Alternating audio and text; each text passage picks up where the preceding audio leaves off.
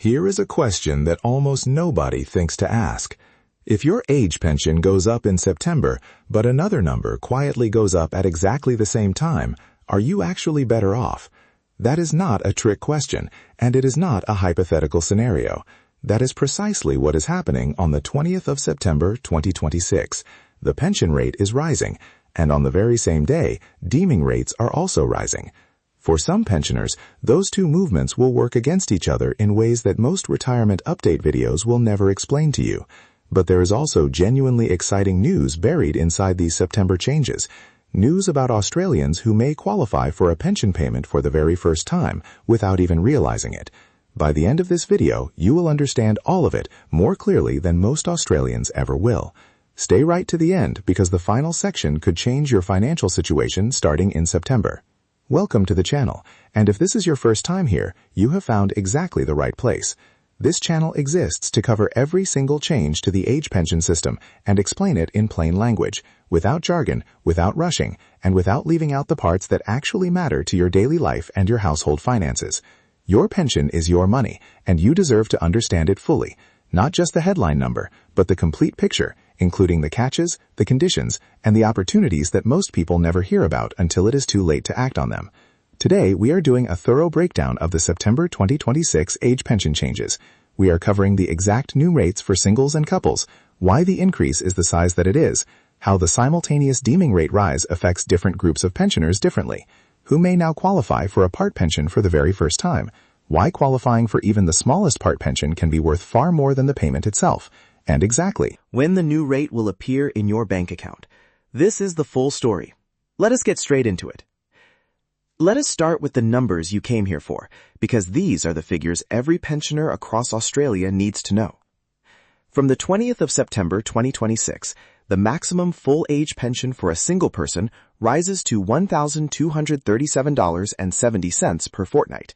That is an increase of $36.80 per fortnight compared to what single pensioners are currently receiving. When you multiply that across a full year, the increase adds up to approximately $955 extra annually, nearly $1,000 more per year arriving in your account automatically, with no application required and no action needed on your part. For couples, each partner will receive $933 per fortnight under the new rate, giving a combined fortnightly total of $1,866. That represents an increase of $55.60 combined per fortnight, or approximately $1,445 more over the course of a full year for a couple where both partners are receiving the full rate. When you put those annual figures into practical context, that is a meaningful amount of additional support. It covers a substantial portion of an annual grocery bill. It covers several months of electricity costs. It could address a medical expense that has been sitting in the back of your mind, waiting for the right moment. These are not abstract numbers. They translate directly into real financial breathing room for Australian retirees. Now, here is something worth understanding that most discussions of the pension rate never take the time to explain. The figure you receive each fortnight is not a single payment.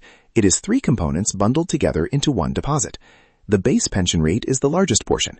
The pension supplement, which for singles sits at $83.40 per fortnight, is designed to help cover everyday essential living costs.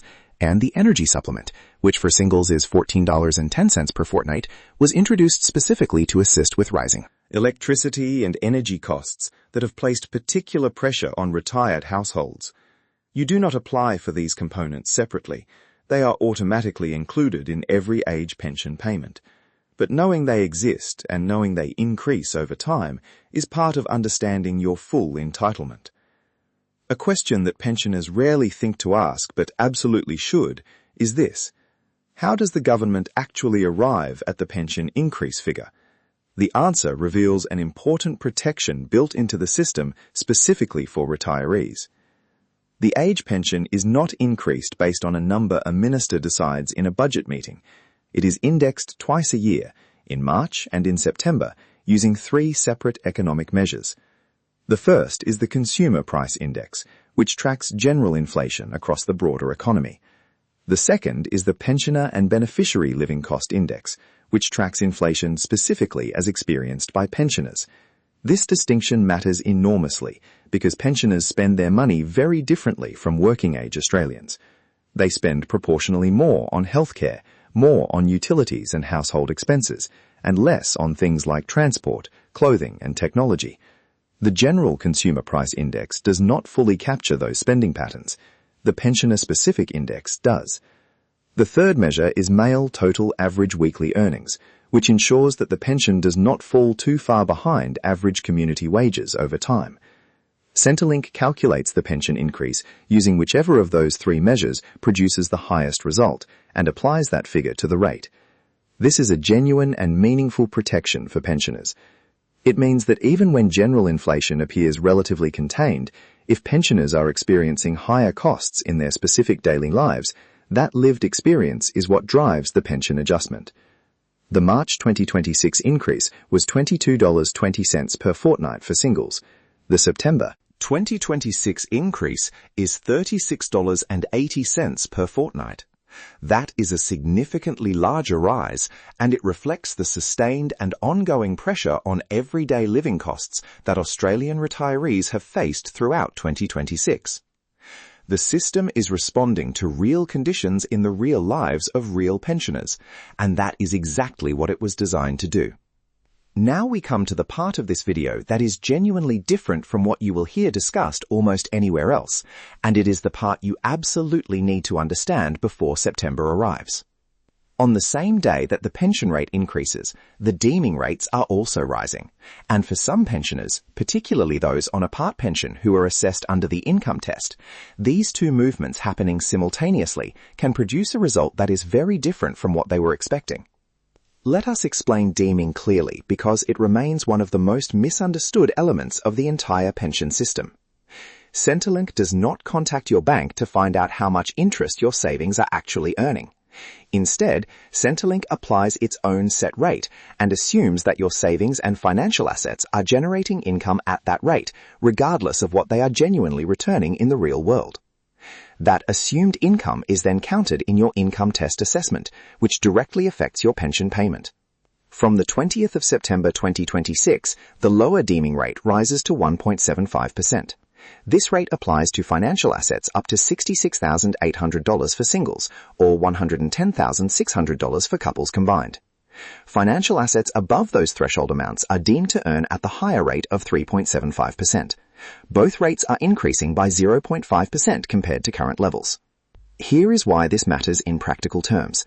If you are a part pensioner who is assessed under the income test, the higher deeming rate means Centrelink will calculate that your savings are generating more income than they were before September.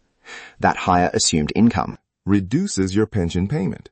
So while the base rate of the pension is increasing by $36.80 for singles, the simultaneous deeming rise is quietly working in the opposite direction for some part pensioners at exactly the same time.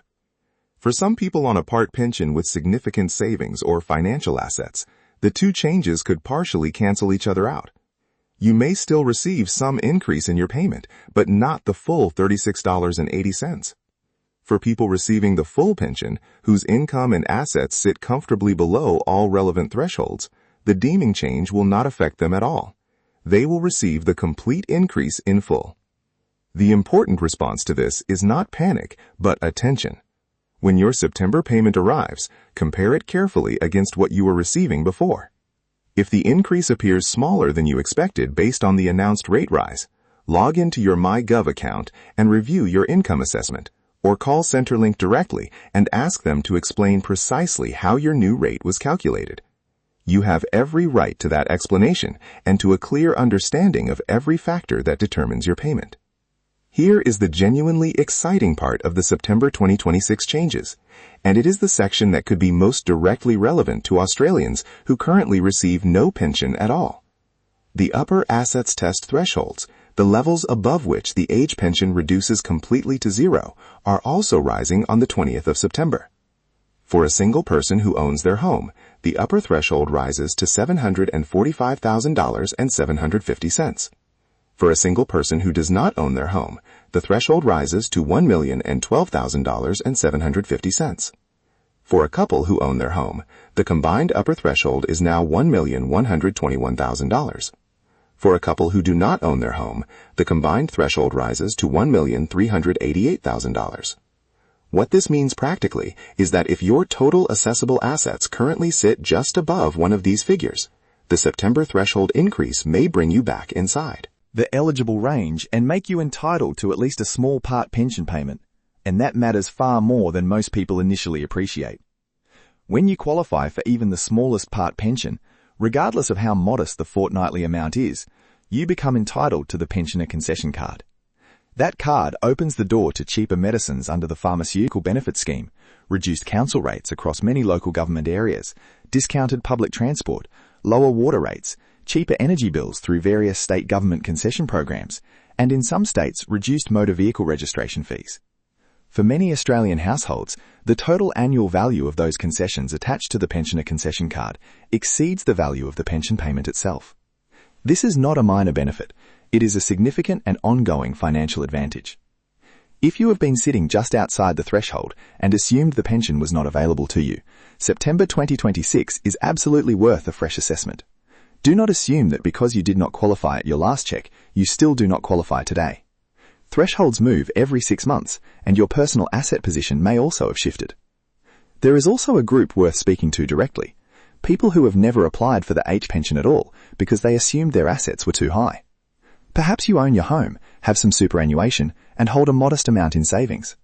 You may have looked at the eligibility criteria a year or two ago and concluded you would not qualify. With thresholds now at $745,750 for a single homeowner and $1,121,000 for a couple who own their home, a significant number of Australians in this situation are actually eligible for at least a part pension and simply do not know it. That is money sitting uncollected every single fortnight. If you have not checked your eligibility within the past 12 months, check again now. The Services Australia website has an eligibility estimator tool you can use at any time, or you can call Centrelink directly and request a preliminary assessment of your position.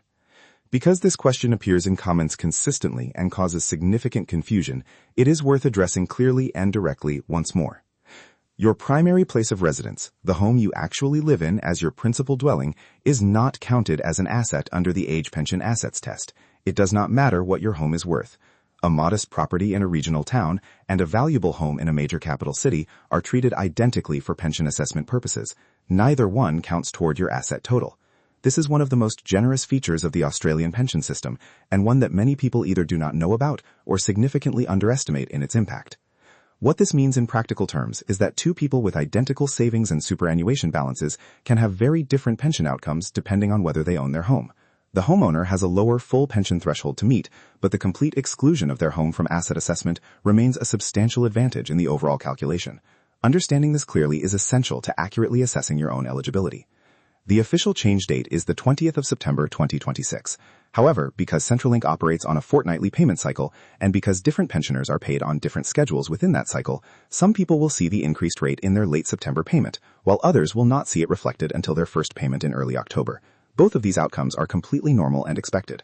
You do not need to contact Centrelink, submit any paperwork, or take any action at all. The increase is applied automatically.